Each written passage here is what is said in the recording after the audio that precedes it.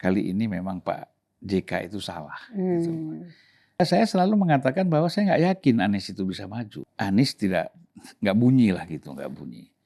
Nah ini menurut saya ini kan tanda-tanda sebenarnya. Nah yang Pak Jokowi ini nggak paham kan Anies ini gimana nih, ya kan? Apalagi setelah 1,5 tahun jadi menteri diberhentikan oleh Pak Jokowi. Dan semakin confirm lagi ketika jadi gubernur Jakarta kan. Banyak membatalkan apa yang sudah dibangun oleh Pak Jokowi kan. Apa yang sudah direncanakan oleh Pak Jokowi. Kalau dia sudah memutuskan sesuatu, dia itu berpegang teguh pada satu keputusan itu gitu loh. Nah tetapi dia juga tidak, sebenarnya dia tidak kaku. Kalau saya lihat pengalaman saya ya, dia memberi kebebasan juga. Tetapi kan apakah orang yang dipercaya ataupun orang yang sudah ditetapkan sebagai capres ataupun sebagai apa yang tim lah macam-macam, kamu bisa melakukan improvisasi atau tidak?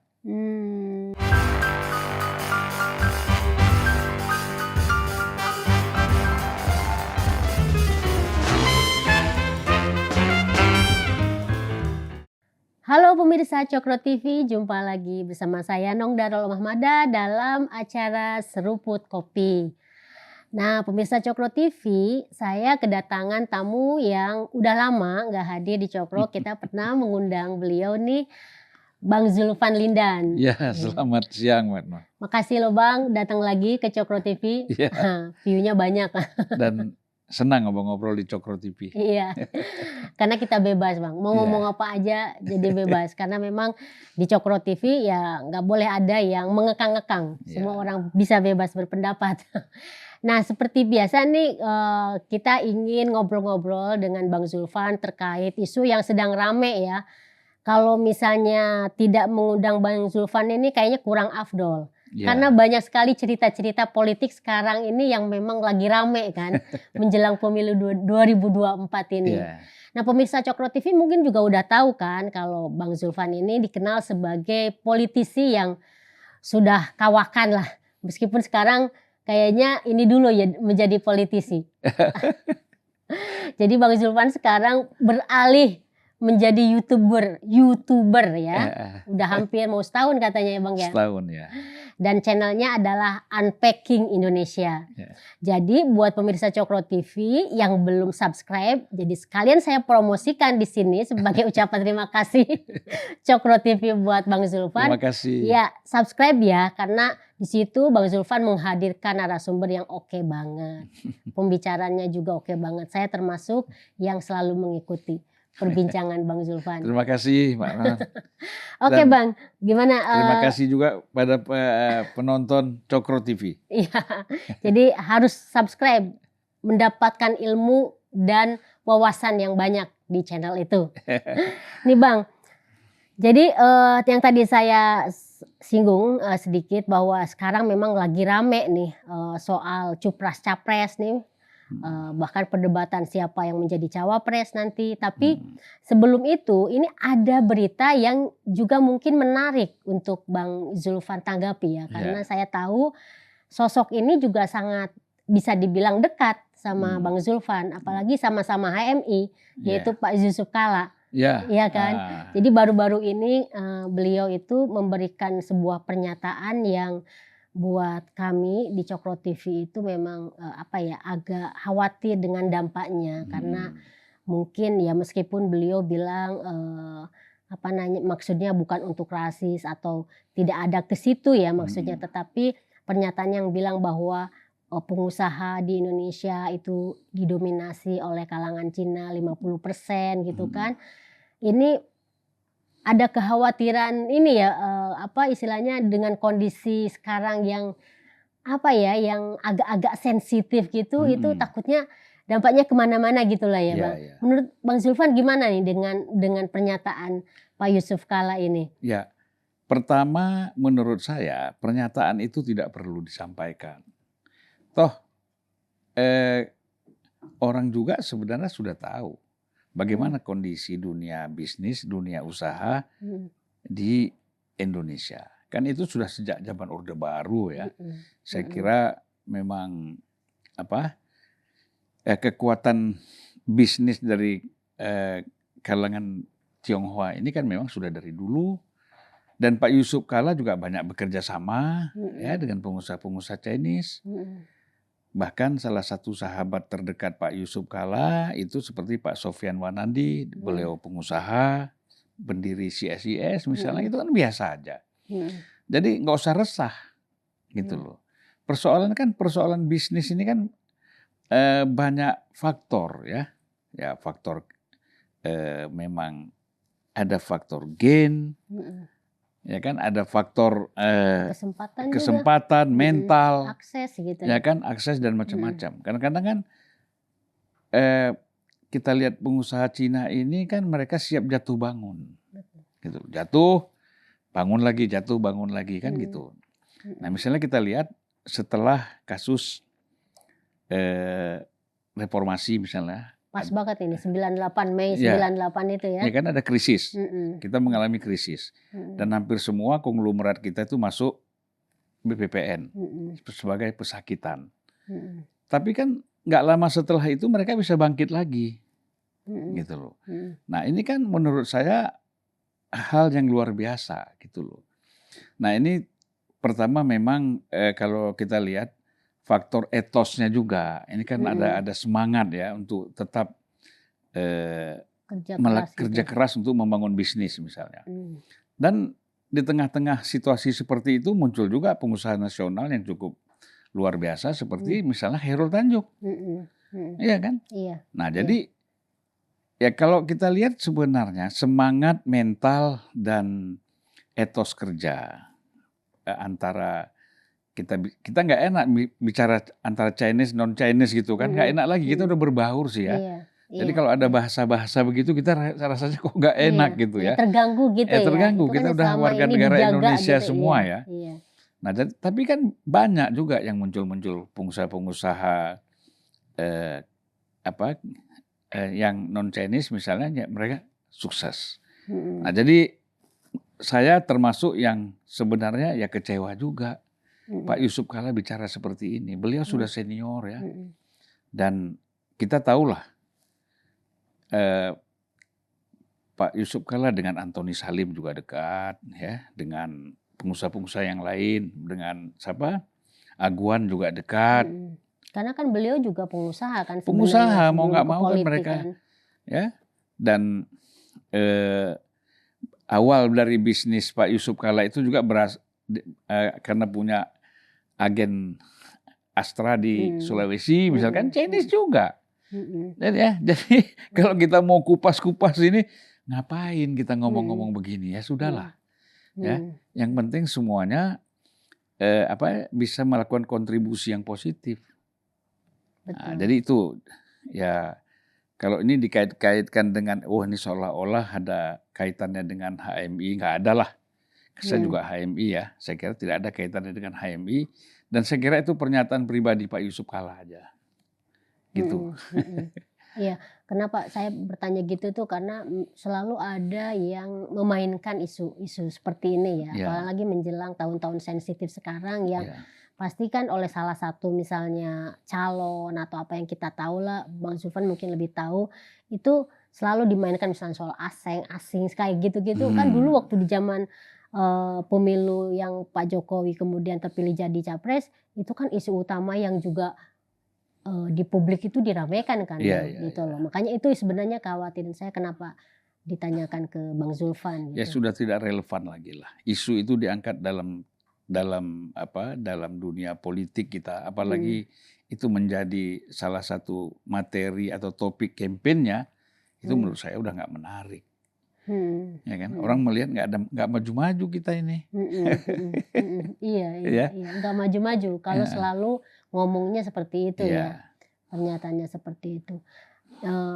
Ada hal lain juga kan, kita selalu baca gitu, kalau misalnya Pak JK juga kan dikaitkan misalnya dengan sosok Anies Baswedan, gitu kan. Selalu dibilangnya mentor utamanya Anies itu sebenarnya adalah Pak JK gitu. Dan sebenarnya kalau kita lihat jejak digitalnya juga kan banyak ya Bang ya, foto-foto dan lain-lain. Tapi dalam proses sekarang itu kita lihat kan Anies dicapreskannya kan oleh Surya Paloh. Hmm. Nah, Bang Zulfan ngelihat nggak misalnya ada perubahan dalam misalnya konteks antara hubungan Pak JK dengan Surya Paloh dalam hal sosok Anies ini? Ya pertama begini, Pak JK itu kan orang yang sangat lihai menggunakan peluang. Misalnya dulu kita lihat, dia cepat sekali melompat menjadi wapresnya SBY, ya kan? Gitu loh.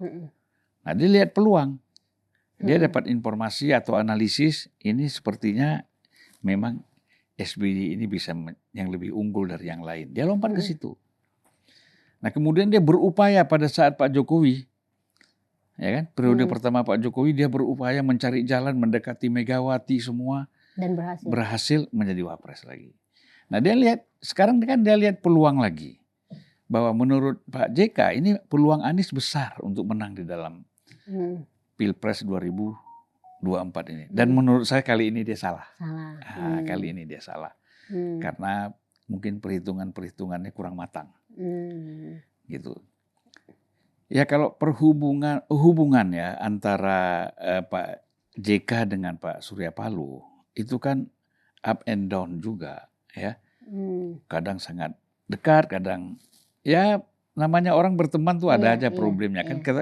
Orang juga bisa baca bukunya Surya Paloh yang ditulis misalnya bagaimana dia cerita tentang hubungannya dengan Pak JK misalnya kan.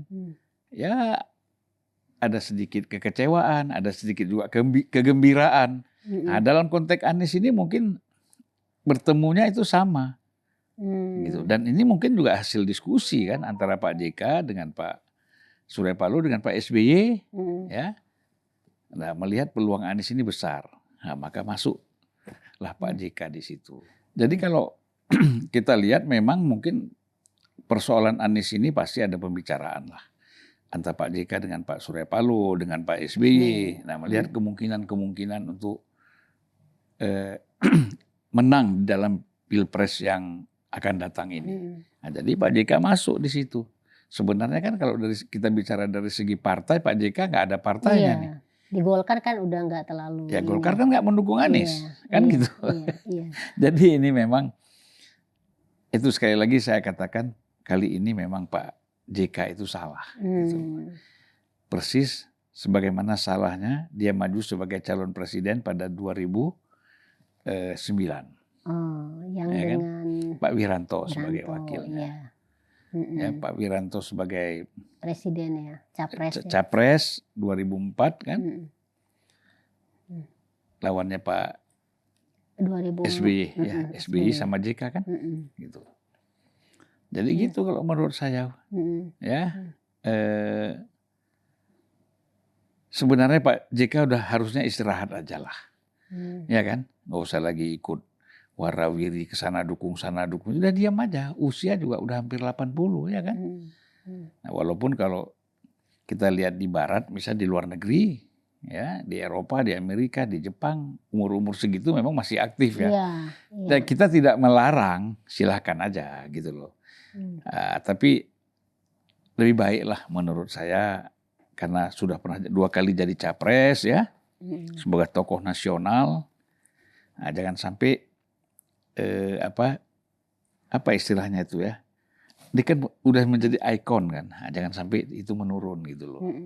Ya beliau kan sebenarnya udah jadi ikon tokoh perdamaian kan, karena ada prestasinya perdamaian Aceh itu ya, Pak Zulfan.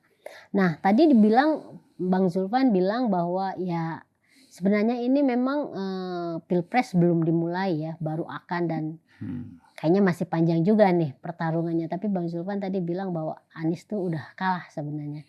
Ini kayaknya Bang Zulfan punya penilaian bahwa Anies nggak akan dapat tiket ya Bang ya. Kira-kira kalau ngelihat dinamika sekarang ya, ngelihat koalisi partainya itu loh. Pertama kita berangkat dulu dari hasil survei. Ya, surveinya nggak naik-naik, malah semakin menurun kan gitu. Dibandingkan dengan Ganjar apalagi semakin jauh. Dengan Prabowo juga masih jauh gitu kan. Nah kalau survei ini kita jadikan sebagai indikator untuk maju seorang calon presiden, ya kali dia kan lebih bagus nggak maju.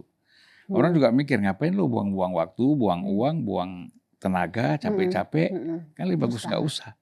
Lebih bagus kamu dukung aja salah satu presiden siapa, calon presidennya siapa, kan gitu. Nah, kalau ditanya pada saya selalu mengatakan bahwa saya nggak yakin Anies itu bisa maju, ya, gitu. Walaupun mau dipaksakan, karena pertama kondisi Nasdem yang masih juga berubah-ubah. Jadi belum kayak istiqomah lagi tuh Belum ya. istiqomah. Kemudian PKS juga belum istiqomah. Yang sebenarnya yang istiqomah itu Demokrat. Karena mereka sudah tetap berpegang bahwa wapresnya AHY. Kan gitu Demokrat. Walaupun mengatakan ya kami serahkan kepada Anies. Ya kan? Tapi tawarannya jelas, sikapnya jelas. Ya. Walaupun mengatakan tadi bahwa ya kita terserah kepada Pak Anies. Tapi kan harapannya 90% Pak Anies ngajak AHY kan gitu. Kelihatan kan di dalam momen-momennya itu kan selalu ingin menggandengkan Anies dengan AHY gitu loh. Nah kemudian PKS kan ini muter-muter. Katanya kita serahkan ke Pak Anies. Tapi datang juga ke minta Pak Mahfud MD. Sudah ditolak oleh Pak Mahfud ya kan. Kemudian minta Sandiaga Uno. Sebelumnya dua kadernya, ya, yaitu Aher, Ahmad Herawan dan Hidayat Nur Wahid. Jadi konsistensinya itu nggak ada. Jadi piagam yang dibuat itu untuk apa? Ya nggak ada. Itu sekedar untuk menunjukkan kepada publik bahwa kami serius loh. Padahal enggak. Kalau kita nilai dari gerakan politiknya ya, gerakan politiknya yang berubah-ubah. Ya Nasdem juga begitu.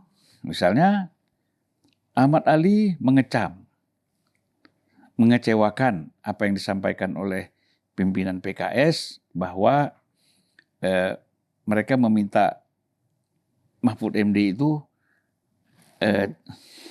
diprotes lah oleh Waketum Nasdem Ahmad Ali. Tiba-tiba Sugeng Suparwoto, salah satu juga yang dipercaya untuk membangun koalisi ini, untuk menyatukan koalisi ini, ngomong nggak apa-apa. Kalau Pak Mahfud mau gitulah. Nah jadi ini apa ini saya bilang. Ya kan? Nggak ada kekompakan di kalangan internalnya juga gitu ya. Ya itu karena galau. Sebenarnya kan karena base-nya itu belum ada. Gitu. Kalau mantap kan enak. Ya kan? Anies presiden, kita wakilnya ini. Ini kan nggak ada. Artinya ada di masing-masing partai ini ada problem. Misalnya, jangan dianggap enteng tuntutan Pak Muldoko ke PK-nya Pak Muldoko ke Mahkamah Agung. Kita sudah ada presiden loh. Yang Demokrat ya. Yang Demokrat kan, kan Pak Muldoko ajukan. Apa presidennya? Golkar, ya kan? Agung Laksono mengajukan, dia menang. Ya kan? Kemudian Romi Hurmuzi P3 ngajukan menang. Ya. Sebelumnya Muhaimin juga menang. Jangan salah, ini juga bisa. Jadi tiba-tiba Demokratnya itu malah Demokrat Muldoko nanti yang disahkan ya. Iya. Ya kan? Terus bagaimana? Kalau model Golkar kan oke lah kita munas bersama. Masih ada waktu nggak untuk munas? Perlu ada rekonsiliasi antara Muldoko dengan AHY misalnya, ya kan? Rekonsiliasinya oke, kata Muldoko. Tapi kami nggak setuju mencalonkan Anies sebagai capres, ya kan? Berarti hilang satu bubar partai. Lagi. Ya. Nah, kalau lihat begini, Nasdem juga atur-atur langkah. Nah, kalau saya melihat ini yang menjadi korban justru Demokrat. Dia menjadi korban. Sebenarnya kalau dari sekarang dia narik diri bahwa kami tidak mencalonkan Anies sudah selesai, ya kan? Ngapain udah kecebur dulu baru bilang nggak dukung gitu, percuma kan? Jadi dari sekarang aja bilang udahlah, dari sekarang tarik terus ke mana gitu kok? Iya lebih aman kan? Ya. Nah kita kan prediksi politik itu harus ada. Siapa yang memastikan bahwa Muldoko kalah di PK nanti? Nah, saya melihat dari presiden-presiden partai yang lalu P3, Golkar dan PKB bisa jadi dia menang. Muldoko yang menang. Muldoko yang menang, diputuskan oleh Mahkamah Agung dia menang, karena selesai, iya kan? Nah, ini tambah seru gitu kalau ya. misalnya akan terjadi seperti itu ya. Nah, sementara kan kalau saya lihat Nasdem ini dalam konteks Anies ini main perasaan, perasaan. Jadi udah main perasaan ya, bukan lagi hitung-hitungan rasional politik. Iya, ya? jadi perasaan. Misalnya, aduh kita nggak enak nih. Kita sudah kan kita pertama mencalonkan Anies, masa tiba-tiba kita tarik, bagaimana? Ini udah bicara main perasaan. Perasaan. Ya itu memang kelihatan juga dari wawancara Bang Surya Paloh tuh di CNN baru-baru ini, seminggu yang lalu kalau nggak salah itu memang kesannya seperti yang disampaikan oleh Bang Zulfan nih. Jadi kesannya itu playing victim, menjadi korban. Misalnya soal pencapresan Anies itu dibilangnya kayaknya ada yang menjegal gitu kan. Ketika ditanya apa tuh yang kira-kira yang menjegalnya, ya itu kan kerasa aja seperti angin yang kena ke badan gitu, seperti ada supranatural. Jadi tiba-tiba Bang Surya bilang supranatural karena faktor supranatural, gimana itu Pak? Itu sebenarnya menunjukkan dia udah mulai menyerah. Gitu ya, itu tanda-tanda ya. Tanda-tanda dia sudah menyerah. Sebagai seorang pemimpin partai, misalnya ketua umum partai, pemimpin partai, nggak boleh mengungkap hal-hal yang melemahkan. Dia harus mengatakan, oh enggak, kami nggak ada masalah, kami tetap harusnya begitu. Tetapi ketika dia misalnya merasa ada playing victim, kemudian merasa ada sesuatu yang sifatnya supernatural dan macam-macam seperti angin, ini melemahkan. Kan ini di bawah juga bertanya nih, apa ini maksudnya nih, ya kan? Nah, tapi tipenya Bang Surya ya seperti itu. Dia nggak pernah. Ya kalau pidato tegas dia. Wah, pidato hebat. Tapi kalau sudah bicara menghadapi realitas, dia lemah. Nah, saya kira dia menghadapi satu realitas sekarang ini. Realitas politik ternyata bahwa dia memang lemah. Itu yang karena mungkin ya kita tahu kan kalau misalnya kita baca di berita gitu, source-nya Bang Surya ini kayak misalnya menteri dari Menkominfo dan lain-lain itu kan udah mulai ada masalah-masalah gitu. Ya, ada kasus hukum ya. Kasus hukum. Itu juga ikut mengganggu lah. Ikut mengganggu gitu. Terus hubungannya dengan Presiden Jokowi kan juga udah lain gitu. Itu yang sangat, saya kira sangat terpukul. Membuat ya. Lebih itu ya. Ya orang ini kan harus berani menghadapi risiko Pilihan. dari sikap dia, ya kan? Kan setiap kita menentukan sikap itu ada untung, ada rugi, ada pro, ada kontra, kan gitu. Nah itu harus siap. Jangan begitu kita menentukan sikap terus ada orang yang dirugikan dari sikap kita, kan itu. Ketika kita menentukan sikap ada yang dirugikan, lah tiba-tiba kita salahkan orang itu, kita yang salah, gitu loh. Nah jadi menurut saya inilah satu pelajaran sebenarnya psikologi politik itu perlu dipelajari lagi ya, bagaimana orang dalam menentukan sikap itu dan efek-efeknya itu apa. Nah, nampaknya memang secara psikologi politik memang Bang Surya ini kurang memahami nampaknya. Jadi udah ini duluan karena kan ingin memosisikan diri sebagai kingmaker, jadi dia ingin kayak duluan dulu nih bertindak dan menentukan pilihan gitu, tapi ternyata salah ini ya. Terlalu emosional ya, terlalu emosional menurut saya. Memang ya orang gini, setinggi-tingginya burung terbang itu juga pasti ada jatuh juga kan. Setinggi bangau terbang katanya tetap kembali ke kandangnya juga. Nah jadi orang memang menganggap mastermind politik itu Bang Surya, kingmaker Bang Surya. Nah, mungkin karena gelar-gelar itu yang title itu yang diberikan kepada beliau orang juga bisa lupa diri. Iya. Sehingga kemudian tidak terlalu berhitung banyak jadinya. Dan kalau kata Tuhan dalam Al-Quran, orang yang lupa diri itu karena dia lupa sama aku, kata Tuhan. Nah, jadi kita harus hati-hati. Kenapa kita lupa diri? Karena kita lupa sama Tuhan. Sehingga Tuhan bikin kita lupa diri. Nah itu harus dihindari. Nah jadi Bang Surya harus buka-buka lagi nih. Bagaimana jangan lupa diri. Supaya jangan lupa diri ya. Ingat di atas ada Tuhan yang lebih ini. Jangan kita merasa paling hebat kan gitu. Dan kayaknya udah mulai terasa itu ya. Kalau Iya, misalnya ngelihat tadi Bang Zulfan juga mengutip survei Anies yang tidak naik-naik, justru iya, turun terus kalau perkembangan survei terakhir. Nah, tapi justru itu, Bang, soal survei itu juga disinggung Anies ketika dia pidato di hadapan relawannya kan, iya, dengan posisinya yang katanya nomor 3 atau berada di posisi rendah dibandingkan dua yang Ganjar dan Prabowo, itu dia mengibaratkan atau menyamakan dengan waktu dia pilkada di DKI 2017, Bang. iya, Itu yang kemudian kan publik juga sempat wah jadi blunder, malah dengan dia ngomong gitu kita jadi ingat pilkada 2017 yang kelam gitu kan. iya. Jadi begini, kalau itu nggak bisa dijadikan sebagai tolok ukur untuk untuk tingkat nasional. Karena kan memang pendukung Anies itu numpuknya kan Jawa Barat, DKI.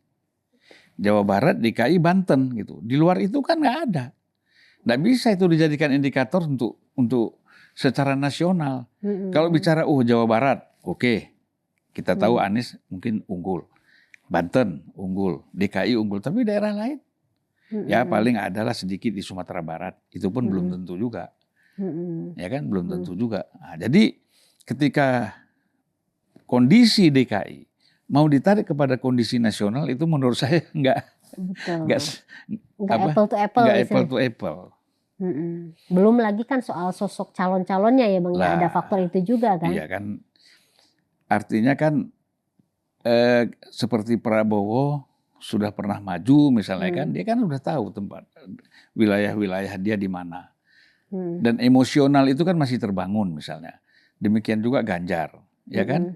Emosional untuk Jawa Tengah, bahkan Sumatera juga Ganjar bagus. Iya, justru katanya di Sumatera Barat yang Jokowi rendah, Ganjar tuh malah bagus katanya. Ya, jadi saya baru saja keliling Sumatera Utara dan sampai perbatasan Aceh.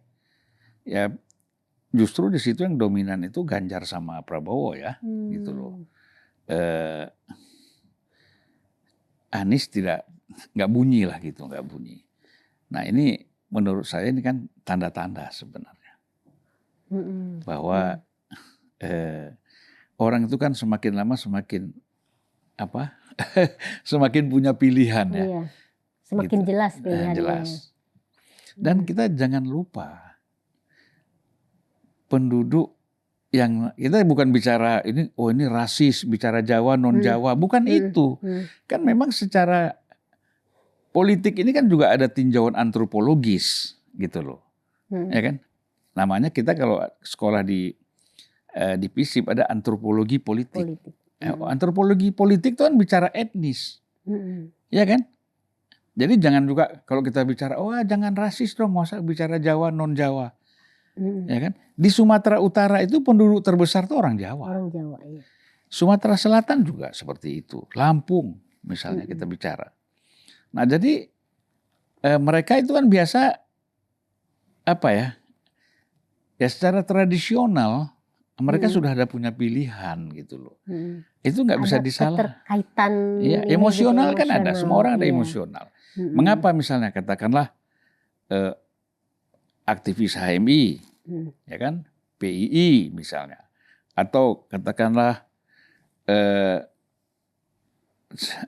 orang-orang keturunan Arab misalnya, sebagian, tidak semua tapi sebagian itu lebih memilih Anies misalnya, itu kan biasa. Masa kita bilang jangan dong, lu nggak boleh rasis, lu gimana sih, ya kan? Nah, kalau nggak kita tutup aja tuh namanya antropologi politik. Ada sosiologi politik, psikologi politik, antropologi politik kita pelajari di FISIP dimanapun. Dan itu juga kan sudah berdasarkan fakta kan, biasanya itu cuma merumuskan aja sesuai dengan fakta yang sudah terjadi. Jadi yang tidak boleh ketika kita menggunakan itu untuk memojokkan calon lain misalnya, itu menjadi politisasi, ya kan? Politisasi SARA. SARA itu nggak boleh. Itu. Iya, menarik. Nah, yang sekarang kan udah mulai mengkerucut nih, Bang. Tadi disampaikan bahwa ya memang posisi Anies ini udah udah kayaknya nggak berkembang lah ya. Dari survei-survei sebelumnya juga angkanya justru makin menurun. Sementara 2 nama teratas itu Pak Ganjar dan Prabowo ini semakin kayak ini terus saling kejar-kejaran gitu kan. Mulai dari isu yang waktu itu Piala Dunia sempat dikalahkan oleh Prabowo posisinya Pak Ganjar itu. Terus kemudian sekarang Ganjar kembali lagi nih di nomor 1. Nah, pertanyaan saya, apalagi dikaitkan dengan kemarin pidatonya Presiden Jokowi. Nah, gimana nih Bang Zulfan ngelihat rentetan peristiwa-peristiwa itu gitu kan? Iya, Pak Jokowi itu sebenarnya kalau bicara Ganjar dengan Prabowo itu dia netral. Ini di antara 2 ini terserahlah siapa yang jadilah. Buat dia dua-duanya the best lah buat dia. The best, ya. Artinya dua-dua bisa melanjutkan apa yang sudah dia lakukan, yang dia bangun, kemudian keduanya itu bisa secara continuity itu akan melanjutkan program-program Pak Jokowi. Jadi nggak ada masalah. Dan jadi kemudian bukan perubahan atau antitesis. Itu. Jadi kemudian tidak ada kekhawatiran dalam konteks kenegaraan seperti NKRI, Pancasila, konstitusi dan lain-lain itu dianggap aman oleh Pak Jokowi misalnya. Sudah firm lah ya. Sudah firm, jadi ya udahlah. Antara 2 ini terserah siapa yang jadi. Ya kan? Walaupun dengan Pak Ganjar sama-sama sebagai kader PDIP. Dengan Pak Prabowo 10 tahun misalnya sama-sama di dalam kabinet. Nah, itu pilihannya begitu aja. Nah, tinggal 5 tahun. 5 tahun ya, 5 tahun. Pas, kompetisinya 10 tahun. Kompetisinya 10 tahun. Iya, jadi 5 tahun. Nah, jadi kalau kita lihat kerjasama 5 tahun ini, bagi Pak Jokowi kan sudah dia pelajari yang namanya Pak Prabowo itu seperti apa. Ganjar ya pasti dia tahu lah, ya kan, sama-sama di Jawa Tengah, kemudian sesama kader PDIP, gitu. Nah, yang Pak Jokowi ini nggak paham kan, Anies ini gimana nih, ya kan? Apalagi setelah 1,5 tahun jadi menteri diberhentikan oleh Pak Jokowi.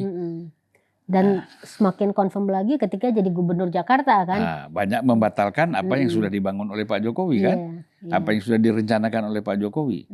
Nah, jadi menurut saya bahwa pidato yang disampaikan oleh Pak Jokowi kemarin itu ingin mencoba menetralisir bahwa saya nggak ke Ganjar aja loh, saya juga ke Prabowo, gitu. Jadi dua-dua ini terserahlah siapa yang mau maju. Wakilnya tentukan sendirilah, ya kan gitu. Mau Muhaimin, mau Erlangga misalnya, silakan. Nah, di sini juga terserahlah, mau siapa misalnya, mau Erick Thohir katanya, mau Sandiaga Uno, terus mau Ridwan Kamil, mau siapa silakan aja. Dan yang paling populer sekarang Pak Mahfud MD katanya. Kalau di survei nama Mahfud MD nomor 2 kalau nggak salah. Untuk cawapres. Kalau di unpacking nomor 1 terus. Waduh, ya, untuk selalu. Capres ya? Enggak, cawapres. Untuk cawapres juga. Selalu di atas 50 Pak. Pak Mahfud ya. Tapi kan persoalan Pak Mahfud ini, mana partai yang mau mengendorse dia? Ada nggak yang berani gitu ya? Gitu. Ada yang berani tapi nggak mau kan gitu, nggak bisa karena ada problem-problem lah. Jadi secara psikologis itu masih ada. Kenapa? Mungkin Bang Zulwan bisa menjelaskan kenapa ada problem-problem apa aja sih sebenarnya yang menghambat partai-partai itu untuk mencalonkan Pak Mahfud? Karena sebenarnya kan kalau ngelihat dari segi elektoralnya itu kan ini kan tinggi kan. Gitu. Gini, partai-partai ini kan banyak problem hukum juga. Nah kalau Pak Mahfud nanti mereka ngusung Pak Mahfud jadi senjata makan tuan nanti, ya kan? Nah, daripada nanti menjadi senjata makan tuan, Pak Mahfud ini tidak tebang pilih bicara persoalan hukum dan keadilan. Nah partai-partai ini kan mikir, kecuali partai ini betul-betul bersih gitu ya. Nah, kayak PSI misalnya kan, bersih. Oke, kita ngusung yang namanya Pak Mahfud. Nah, itu lain soal. Ya kan? Tapi kan Jadi kalau kalau partai-partai lama itu memang nggak bisa ya? bukan lama aja, yang baru juga, Oh. ya kan? Ya misalnya seperti Pak Perindo misalnya kan, itu partai baru. Tetapi kan yang namanya Pak Haritanu itu pengusaha besar. Nah pengusaha ini kan biasa pasti ada persoalan-persoalan hukum yang dihadapi. Nah bagaimana mengendalikan Pak Mahfud? Sementara dia orangnya ihdinas siratal mustaqim. Ini kan susah kita. Orang yang sangat lurus gitu ya. Kita nggak bilang dia orang lurus, tapi dia ingin di jalan yang lurus. Ingin Ya kan? di jalan yang lurus, sesuai benar-benar aturan gitu yang jadi pegangan. Ya pasti kekurangan ada, tapi kan cara dia menempuh itu kan kelihatan di jalan yang on the track, ya gitu ya. On the right track. On the right track. Di track yang benar dia itu. Nah itu yang jadi yang membuat partai-partai ini khawatir itu. Jangan-jangan nanti kita angkat dia, kita dukung dia makan kita sendiri nih. Ya, karena dia kan orangnya tadi itu lurus saja. Saya nggak peduli, yang penting saya melihat ini nggak benar, saya ngomong, yang kena kawan apa boleh buat. Nah itu model Pak Mahfud kan seperti itu. Iya. Padahal sebenarnya dulu waktu Jokowi hampir aja kan Pak Mahfud menjadi wapres kan, tapi itu pun ya gitu. Lagi-lagi yang nggak setuju adalah partai, bukan Pak Jokowi. Loh iya kan, kongko-kongko beberapa pimpinan partai akhirnya nggak jadi kan. Kira-kira kongko-kongkonya juga seperti itu. Ini gimana nih, nanti kita sendiri yang kena nih kan gitu ya. Jadi ya agak sulit kita mencari atau ada figur-figur seperti Pak Mahfud itu masuk di dalam kepemimpinan nasional itu agak berat, karena kita memang masih, demokrasi kita masih mengandalkan proses kepemimpinan nasional kita melalui proses partai politik. Gitu. Padahal kalau misalnya kita bayangkan gitu ya, ada partai yang berani meskipun dengan risiko, itu kan sebenarnya risiko sesuatu peristiwa yang belum terjadi kan, ketakutan soal hukum itu kan belum dites gitu loh. Tapi dampak yang pasti jelas di depan mata kan soal elektabilitas partai yang akan meningkat kalau misalnya sosok Pak Mahfud itu dimajukan gitu kan. Ya bukan partai aja, capresnya juga bisa jadi banyak tambahan suara, ya kan? Iya. Kalau di hampir setiap survei memang betul bahwa saya tanyakan kepada lembaga survei, kenapa Pak Mahfud itu ketika disurvei sebagai capres atau cawapres dia rendah gitu loh dibandingkan dengan yang lain. Nah memang Pak Mahfud ini kan cukup dikenal di kalangan elit. Ya, kelas menengah ke atas. Menengah ke bawah tuh kurang kenal sama dia. Gitu, karena kadang-kadang mereka tidak mengikuti perkembangan politik kita, apa yang terjadi pada tingkat nasional misalnya. Nah, sehingga ketika disurvei suaranya rendah. Tetapi kalau dia sudah ditetapkan sebagai cawapres, itu kan kerja itu. Iya, kesempatan untuk memperkenalkan ke bawah itu. Itu kan otomatis, ya, dengan pasti ada sesuatu sistem bagaimana untuk mendongkrak Pak Mahfud ini lebih dikenal di masyarakat bawah. Kan semua politik kan kerjaan elit, kerjaan kelompok kelas menengah kan, gitu. Yang bawah kan bisa mengikuti. Ya artinya mendapatkan informasi dan arahan dari yang menengah. Misalnya begini, saya pernah begini, misalnya orang di kampung, anaknya ada yang kerja di pemerintah, atau anaknya atau saudaranya atau anaknya ada yang kerja, ada yang menjadi mahasiswa. Ketika menjelang pemilu, ini orang-orang yang kerja di kota ini pulang ke kampung. Orang kampung tanya, siapa yang kita dukung, siapa. Kan mereka tanya gitu. Iya. Nah, karena kan kalian yang lebih tahu. Kami kan di sini di kampung apalah, cuman giling-giling cabai sama potong bawang katanya kan gitu. Bertani. Nah, jadi kalian yang lebih tahu. Nah, dapat pengarahan dari saudara-saudaranya yang ada di kota ketika mereka mudik. Itulah sebenarnya. Nah, di situ Pak Mahfud itu bisa naik suaranya gitu. Kalau setelah mendapatkan kesempatan sebenarnya. Iya. Jadi sebenarnya kalau ngelihat fakta seperti ini, Bang Zulfan, misalnya kayak sosok yang kita harapkan seperti Pak Mahfud bisa masuk minimal lah sebagai cawapres gitu, tapi kok sulit sekali gitu ya. Meskipun sebenarnya kalau saya pribadi sih Pak Ganjar udah jadi capres yang resmi dari PDIP aja udah senang gitu ya. Tapi Bang Zulfan sendiri itu gimana ngelihat apakah misalnya ini PR partai ini masih berat atau perlu direformasi atau gimana gitu? Ini di luar kaitannya dengan Pak Mahfud ya? Iya, iya. Ya. Tapi yang Pak Mahfud ini kan sebenarnya contoh yang baik gitu loh untuk menjelaskan terkait partai ini gitu. Iya. Ketika ada sosok yang sebenarnya sangat potensial tapi ya karena kekhawatiran gitu. Ya karena kan hampir rata-rata partai ini nggak punya ideologi. Jadi yang pragmatis itu ya? Ya pragmatis kan nggak punya ideologi. Ideologi sebagai sloganistik, lip service. Tetapi ideologi yang betul-betul the living ideology, ideologi yang hidup di dalam pikiran dan batinnya, kemudian hidup di dalam program-program partai itu kan nggak ada. Termasuk PDIP? Ya termasuklah. Oh, gini. Ya kan termasuk PDIP, termasuk semua. Kenapa? Buktinya pasal 33 Undang-Undang Dasar 45 kita apa isinya? Ya kan? Dan kejadiannya itu apa? Dan pengesahan undang-undangnya itu oleh siapa? Ya kan? Dan banyak lagi misalnya. Sekarang ambil contoh misalnya kita bicara ideologi. Ya. Setiap kota yang kita datang itu lihat anak-anak terlantar di trotoar, ya, anak-anak peminta-peminta itu kan dalam konstitusi kita kan tanggung jawab negara. Dalam negara ini ada partai, ada DPR. Sejauh mana perhatian mereka terhadap orang yang miskin, terlantar, ya kan? Nah itu kan aspek ini kan ideologi.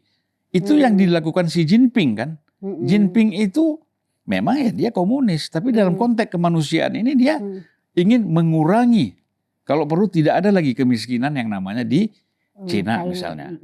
Begitu juga Putin di Rusia dan di beberapa negara lain. Ya kan? Apa? Artinya memang partai-partai mereka itu partai yang ideologis gitu loh. Artinya kita dukung jadi presiden, tetapi kita punya ideologi. Nah kalau tidak berjalan sesuai ideologi artinya partai-partai politik ini ya salah. Itu tadi kenapa ideologi hanya sebatas slogan, hanya sebatas lip service, tetapi tidak hidup. Ya. Ideologinya tidak hidup. Makanya ada istilah the living ideology, ya kan? Nah bahkan mungkin dalam pikiran-pikiran elit partai ini the end of ideology. Ideologi itu udah nggak perlu lagi. Seperti apa kata Daniel Bell kan? Nah, padahal ideologi ini kan tetap penting sebagai basis pemikiran kita untuk merumuskan program. Iya, kebijakan program. Ya tidak perlu diperdebatkan. Tapi masing-masing partai tuh paham. Apa pikiran Soekarno, apa pikiran Syahrir, apa pikiran Hatta. Ya kan? Kan ini apa pikirannya Tan Malaka misalnya untuk Indonesia ini seperti apa sih yang mereka inginkan. Tetapi kita mencoba engineering. Ya kan kondisinya sudah berubah, kita engineer lah bagaimana supaya sesuai dengan kondisi sekarang. Tapi tidak lari dari base-nya gitu loh. Kan gitu. Sama kayak Cina tetap kan ketika kita bicara ideologi misalnya, itu kan para elit partai komunis kan nangis semua ketika Deng Xiaoping mengatakan bahwa kita harus rubah haluan politik kita. Ya kan, ekonomi kita harus membuka investasi asing. Ada liberalisasi misalnya, ekonomi dengan industri. Kemudian kita mencoba demokrasi. Tetapi seluruhnya di bawah kendali Partai Komunis Cina. Kan gitu. Baru mereka segar lagi, oh berarti partai politik Cina ini masih sebagai kekuatan politik yang memang mengendalikan seluruh rencana dan program di Republik Rakyat Cina misalnya. Tapi sebelumnya mereka nangis ketika dengar, oh kok investasi bebas. Takutnya benar-benar ada perubahan gila-gilaan gitu. Tapi Cina itu kan step by step.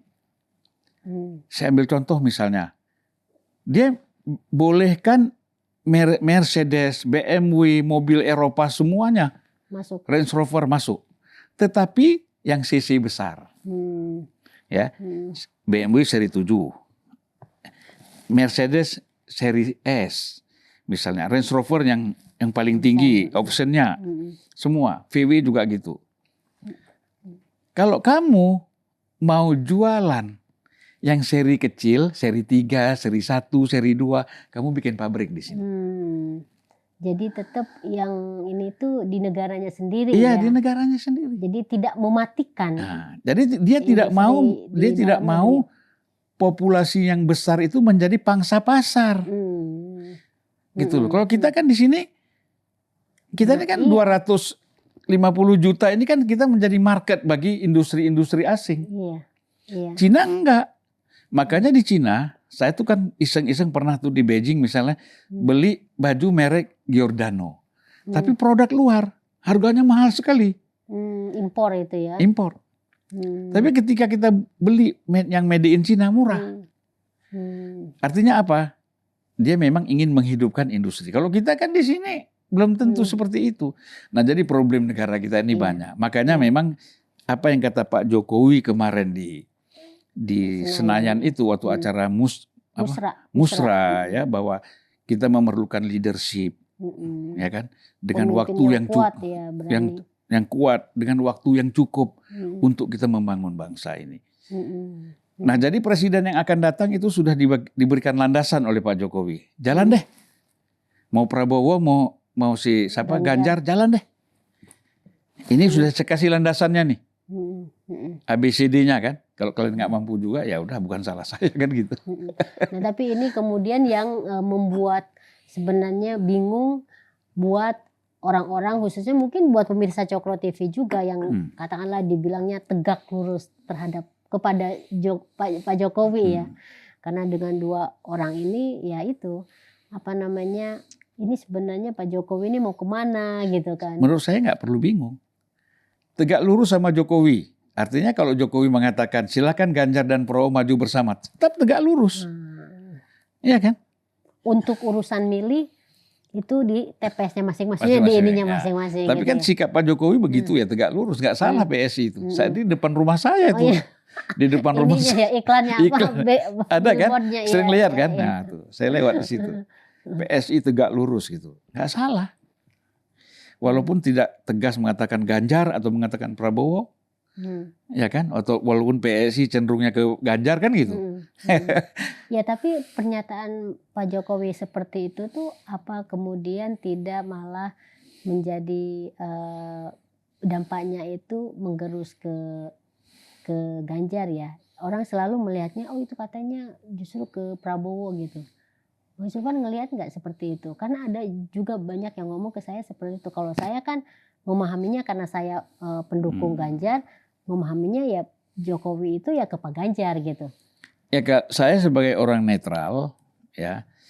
Nggak bisa netral kalau di sini. Bukan, maksudnya melihatnya itu bahwa Pak Jokowi itu ingin menegaskan bahwa dari dua orang ini silakanlah pilih yang mana.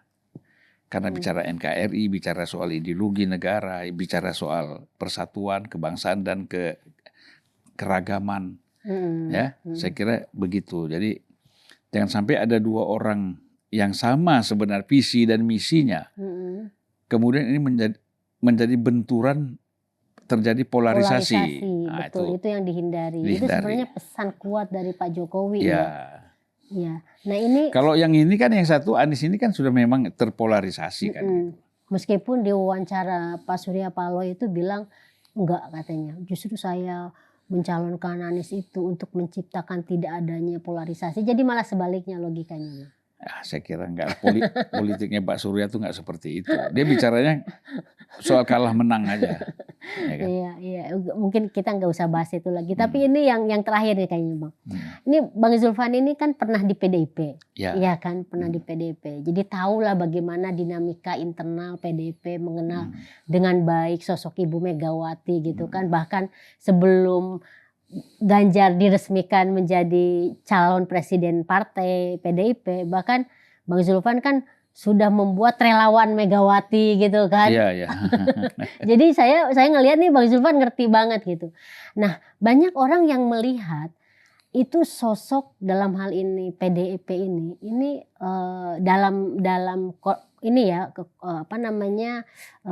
sekarang ini pertempuran Pilpres sekarang ini kok kayaknya enggak supel ya sebagai partai gitu, enggak kelihatan humble gitu, tapi kelihatan dalam tanda kutip arogan, sombong yang terlalu ingin posesif terhadap capresnya gitu. Itu gimana Bang? Ya memang gini, ini kan persoalan pola leadership ya, pola kepemimpinan. Ibu Mega itu memang kalau dia sudah memutuskan sesuatu, dia itu berpegang teguh pada satu keputusan itu gitu loh. Nah, tetapi dia juga tidak tadi sebenarnya dia tidak kaku. Kalau saya lihat pengalaman saya ya, dia memberi kebebasan juga.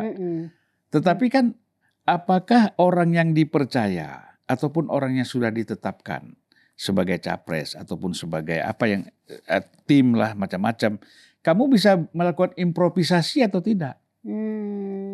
Nah, kadang-kadang mereka ketakutan sendiri. Nanti karena ibu takut salah, nanti takut ibu marah, nanti ibu begini. Padahal ibunya nggak seperti itu. Saya kan pengalaman 5 tahun selama saya di PDIP kan. Artinya belum pernah Ibu Mega menegur saya ketika saya hampir setiap hari muncul di berbagai stasiun TV waktu itu. Belum pernah Ibu bilang, jangan ngomong gitu, jangan begini, jangan begitu. Terus saya dicemberutin, belum pernah. Gitu loh. Atau ibu nggak mau ketemu saya, enggak, biasa aja gitu loh. Jadi menurut saya kadang-kadang orang-orang yang mendapat kepercayaan ini kaku-kaku, ketakutan karena mereka apa ya, ini kematangan juga sih. Ya. Tidak banyak di PDI masih adalah orang-orang yang menurut saya seperti Hasto itu sebagai sekjen misalnya dia sudah bisa juga melakukan improvisasi yang memahami apa yang diinginkan Ibu Mega misalnya. Nah, tapi kan yang lain belum tentu bisa seperti sekjen, ya kan? Masih ada kekhawatiran, takut salah, takut macam-macam. Malah jalan aja. Nanti salah kan dikoreksi. Yang paling bahaya kalau Ibu Mega salah, siapa yang koreksi? Jadi kalau pengalaman saya ya memang Ibu Mega itu kalau kita lihat orangnya seperti ketat begitu ya. Tapi sebenarnya kalau ngobrol tuh biasa, ketawa-ketawa apa kan. Nah orangnya ya kita tidak bisa mengharapkan dia seperti Surya Paloh ya kan. Di setiap tempat ketawa atau seperti siapa lagi ya pimpinan-pimpinan partai lah yang lain. Jadi kembali lagi kepada person-person yang memang sudah diberi tugas itu. Apakah mereka bisa melakukan improvisasi, bisa melakukan bagaimana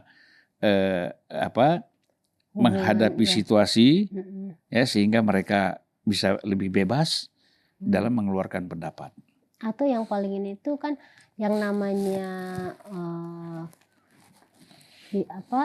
pemilu itu kan harus yang sekarang ini kan cuma P3 sama Hanura gitu kan yang udah pasti. Tapi kan sebenarnya kalau sebanyak-banyaknya itu kan lebih bagus. Nah, saya dengar kan ada kendala karena misalnya sikap PDIP yang tidak luas itu gitu loh Bang. Nah ini makanya politik ini kan bagaimana pola komunikasi dan approach yang dilakukan. Kan nggak bisa kita ini misalnya partai saya besar loh. Kalian kalau mau datang ke sini kan nggak bisa begitu.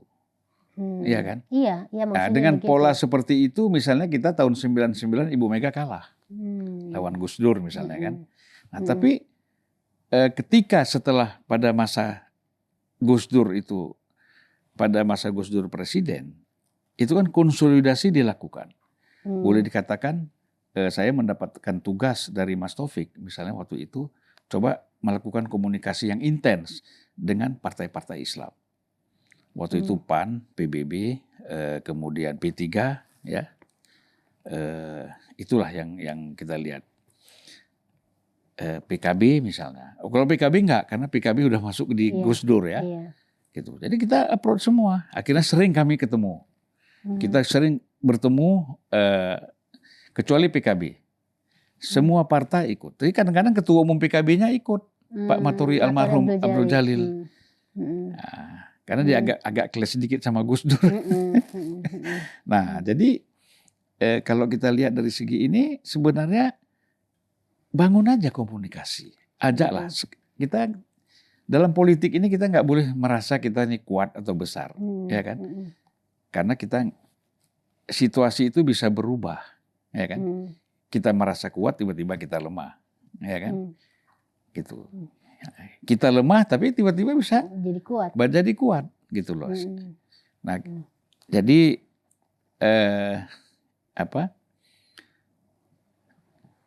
komunikasi politik itu harus intens dilakukan oleh semua partai. Jadi misalnya PDI sama Gerindra ini mengusung capres, ya mesti sering-sering ngajak partai lain komunikasi, ngobrol, cerita. Kadang-kadang kan selesai di meja kopi aja itu. Seruput kopi selesai. Langsung jadi koalisi. Langsung jadi. Oh ya ada. Nah kita nih kadang-kadang terlalu tegang melihat persoalan politik ini. Nggak rileks. Rileks aja, biasa aja. Ya kan? Gitu. Kan kadang-kadang kita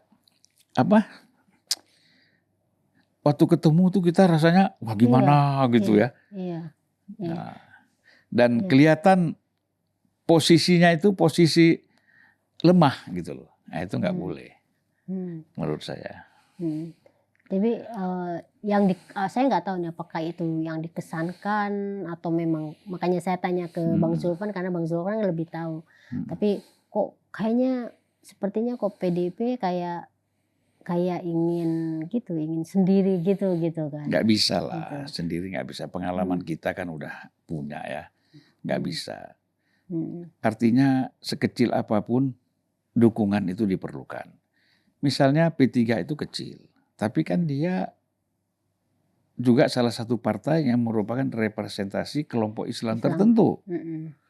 Ya kan dia harus ikut gitu loh. Nah kemudian apalagi partai-partai lain, termasuk PSI misalnya. Oke, partai yang belum lolos ke DPR RI misalnya. Tetapi kan tetap ini kan berkembang terus ya, akan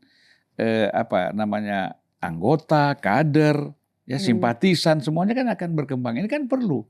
Kadang-kadang kita kalah 1%. Iya, betul. Ya kan? Kenapa? Padahal 1% ada di partai yang kita nggak ajak. Gitu. Nah tapi kan kalau kita ngelihat sekarang yang terjadi kan justru seperti misalnya kita ngelihat pernyataan-pernyataan PDIP, justru bahkan ke PSI pun yang dari sejak awal mendukung Ganjar malah dia dianggap tidak ada kan gitu, tidak diakui gitu kan. Dia bilang nggak punya etika politik dan lain-lain. Ya soal etika politik itu satu hal, tetapi dukungan politik hal lain. Nah itu yang paling penting. Jadi ya yang paling penting dukungannya itu kan. Etika kan bisa diselesaikan, ya kan? Apa sih? Bisa dibicarakan. Bisa dibicarakan, bisa diselesaikan persoalan etika. Oke, sama saja misalnya sekarang. Apakah P3 itu pun sudah beretika misalnya? Dia ada di koalisi besar, KIB ya. Tapi dia mendukung Ganjar. Sementara KIB-nya belum tentu mendukung Ganjar. Tapi dia ada di situ. Nah, tapi kan ini oke lah, itu soal etika nanti kita bicarakan. Ya kan? Di mana ini? Tapi pada prinsipnya kamu ada di dalam kita. Gitu kan? Luas lah. Jadi ini menarik banget nih. Mungkin buat pemirsa Cokro TV yang punya akses ke petinggi-petinggi PDIP, saran dari Bang Zulfan bisa disampaikan bahwa berpolitik itu harus luas ya. Apalagi kita membutuhkan yang namanya dukungan. Iya. Sekecil apapun yang namanya dukungan itu harus layak dirangkul, diapresiasi ya Bang ya. Itu kan kita lihat negara-negara seperti Rusia misalnya, Putin itu kan ketika dia dicalonkan sebagai presiden, dia datang ke etnis-etnis yang kecil. Negara, ya kan, etnis-etnis yang kecil gitu loh. Yang dia tidak bisa ini anggap remeh. Bahkan etnis Muslim misalnya, dia harus datang gitu loh. Untuk bertemu gitu loh. Untuk apa? Suara ini penting loh. Kita namanya menang ini karena suara rakyat, bukan karena suara kita. Tapi suara rakyat. Ya kan? Kecuali kalau seperti kita dulu sebelum tahun 99 sebelum kita amandemen, presiden wakil presiden dipilih oleh MPR RI, itu lain lagi ceritanya. Itu pun nggak boleh. Itu pun nggak boleh berpikir seperti itu. Apalagi sekarang. Ya kan? Apalagi situasi sekarang. Ya harus membuka diri lah. Harus mengajak semuanya. Welcome. Nah itu kita jangan lupa. Iya, kalau bisa sih sebanyak-banyaknya. Sebanyak-banyaknya. Partai yang gagal ikut pemilu pun kita undang. Ya kan? Yang penting kan tidak mengganggu arah dan jalan yang sudah ditetapkan. Mari kita masing-masing ada caranya sendiri gitu loh. Nah, jadi kalau memilah-milah itu kita pun menang aja belum tentu kok. Mm-mm. Betul nggak? Iya. Menang aja Iya. belum tentu kok kita udah mau Iya. nyingkirin orang, janganlah. Iya. Ini jadi menarik banget nih. Jadi kalau misalnya kita nggak hentikan bisa kemana-mana nih pemirsa Cokro TV. Jadi nanti kita undang lagi Bang Zulfan kalau beliaunya ada waktu untuk datang ke Cokro Ya. TV. Dan dalam minggu ini saya minta mengundang Nong sendiri datang ke Jadi Unpacking ini kayak Indonesia. gantian. Iyalah. Boleh.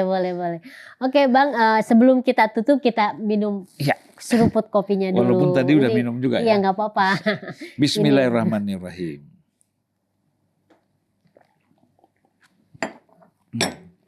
Baik pemirsa Cokro TV, ini kita nggak terasa ya perbincangan yang sangat mengalir kemana-mana, tetapi banyak sekali informasi atau wawasan yang kita bisa dapatkan dari Bang Zulfan. Kelihatan sekali kan beliau ini memang berpengalaman, kawakan, khususnya yang bagian-bagian terakhir yang paling penting khusus buat peserta kontestasi politik ini, bahwa untuk bisa menang itu kita harus luwes, Yeah. ya, harus membuka diri karena satu suara itu sangat penting ya Bang Yeah. ya. Oke, terima kasih sekali lagi Bang. Dan pemirsa Cokro TV, kita akan ketemu lagi dalam seruput kopi berikutnya. Salam, dadah.